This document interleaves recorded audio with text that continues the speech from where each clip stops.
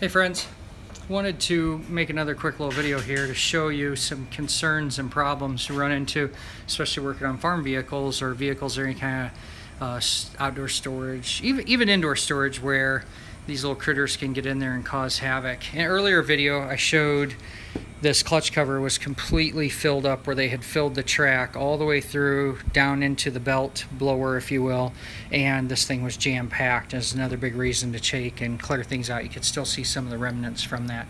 But here, being how this is a liquid-cooled vehicle, before I get in depth into firing this thing up, I want to check all the systems. You know, I want to check oil level, and then I wanted to check the radiator. When I went to pop this off, I found a pretty big nest. And the point of this video is going to be about, you just don't pull the nest out and call it a day. You have to get in here and you really want to check things out. You want to check all these wires and so on.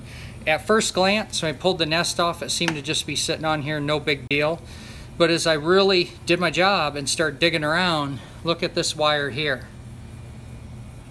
You can see, now maybe that's old damage, maybe it got chewed on. You know, I don't know. It is appearing to be really the only wire that I'm seeing, but it was really kind of right next to the heart of this nest. It wasn't underneath it, so you know, my belief is they could have been chewing on that, making a mess. But I got to go through here and I got to check all of these.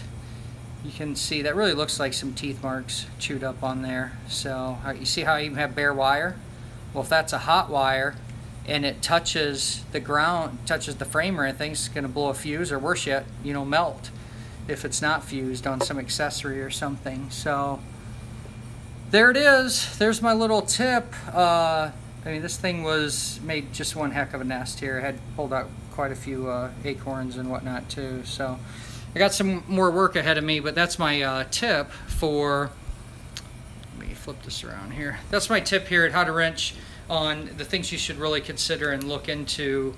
You know, you got to learn to look past that immediate proof like there is here. You know, look through it and think, what else could this affect? And then eliminate those problems, fix them now. Last thing I want is this to get back to the customer.